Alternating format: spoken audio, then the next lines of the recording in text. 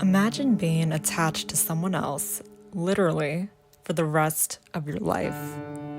Then think about the conflicting personalities, interests, and decisions you would both have, further enhancing limitations, diminishing your individuality, and creating a rather difficult life. Such was the case for conjoined twins Layden and Layla Bijani, who were attached together by their heads. Normally, the embryo that makes twins would separate completely to form two separate individuals. In the case for conjoined twins, however, there are various theories of what causes two people to become attached.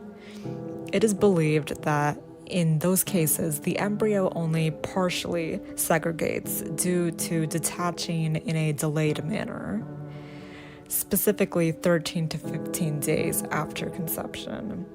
Another theory is that the embryos do actually separate completely, but they fuse together once more during the process. The end result forms twins who could be attached together by various regions of the body, including the spine, back, pelvis, trunk, and head, designating different types of conjoined twins. The Bijani sisters were joined by the sides of their heads, and that would specifically make them craniopagus twins. And these types of twins can be attached by the back or top of their heads as well, but never by the face. In addition to sharing a portion of the skull, they also tend to share some of the brain vessels and tissues. For the most part, they have separate brains in a sense that they can form their own identity. An estimated 1 in 2.5 million people are craniopagus twins, making them very rare. Typically, they are born prematurely and often face health complications and early death due to organ failure and other abnormalities. Some craniopagus twins, however, have defied all odds, living well into adulthood, the oldest currently being 61 years old. Because of its rare nature and relatively poor outlook on longevity, surgeries with the sole purpose of separating such twins are risky, complicated, and lacking in various areas of research. Historically, there have been a few cases where twins joined by the head were successfully segregated and grew up to live functional, healthy lives. But many factors determine the outcome of success for individuals who go through such an invasive surgery, and one of the major factors is age. What I'm referring to here is a documented procedure on twins who were 10 months old. After undergoing an 11-hour surgery, these craniopagus twins miraculously were successfully separated and living long, healthy lives. And that is primarily due to the plasticity of their brain from being that young, along with the minimal blood loss reported during the surgical intervention. Not long after this procedure, both girls displayed developmental growth. Normally, this type of recovery and positive outcome is not the case for adults and actually is risky for all ages and does not guarantee that either twin will actually survive. The first ever documented case of a successful detachment of craniopagus twins was all the way back in 1957, and these twins were able to live long and normal lives. Since then, minimal advancements were made, and there's still much to learn from a scientific and medical standpoint, just given how rare this condition is. Which leads me to discuss the depressing and tragic tale of Layden and Layla Bijani.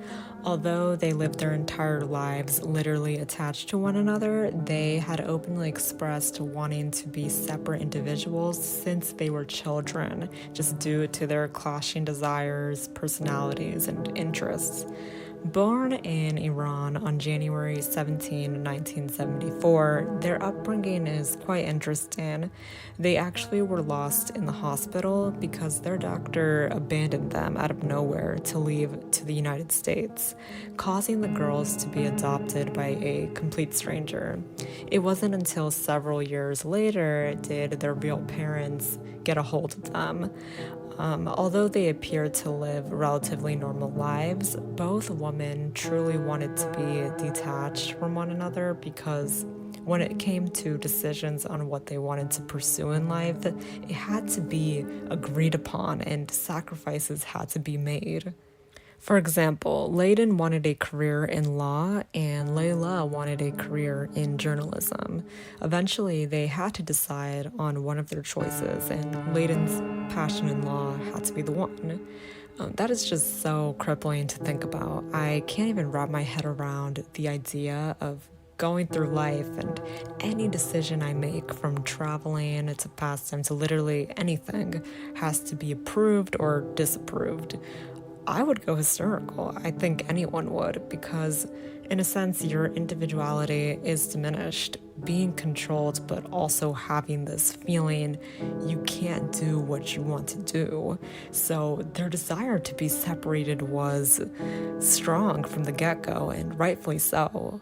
On their core, despite only knowing what it's like to be attached, they deemed their lives as unnatural.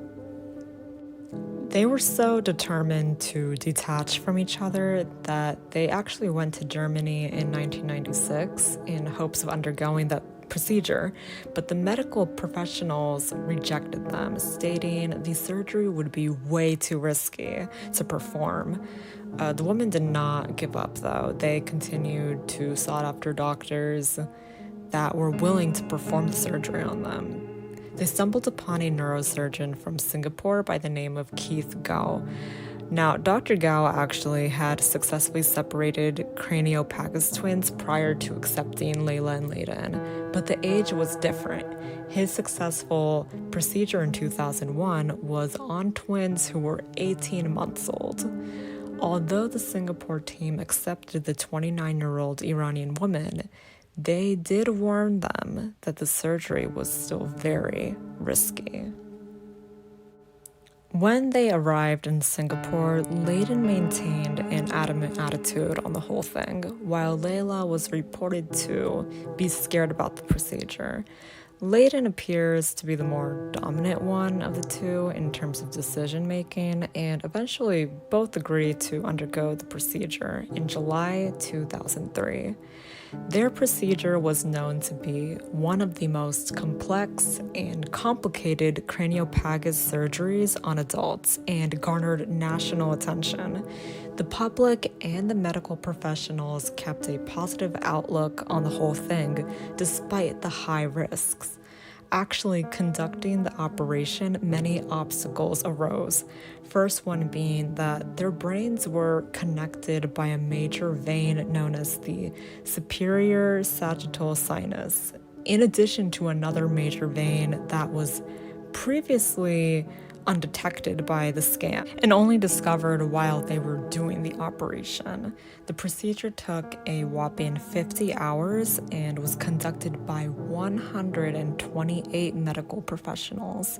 When the surgeons executed the final cut to segregate the sisters, they both died shortly after due to large amounts of blood loss, coupled with edema and a domino effect of other complications.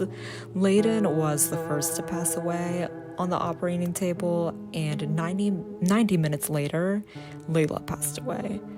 Grief swayed the nation, and even documentaries were made on the case. The chairman of the hospital reiterated that the risks were outlined, and it was discussed with Layla and Layden the possibility of one of them dying if the surgery was successful. Little did the sisters know that both of them would be dead the moment they were completely separated. This was a tragic case, and their deaths were documented in medical journals to learn and better understand how to overcome the surgical complications that occurred. There's much to comprehend given how rare the condition is, but it's a miracle that such twins were able to even live as long as they did. And at the end of the day, they both chased after what they truly wanted, which was to be separated. I can only applaud their determination and the determination of all parties involved, giving them a chance to even perform the surgery on them.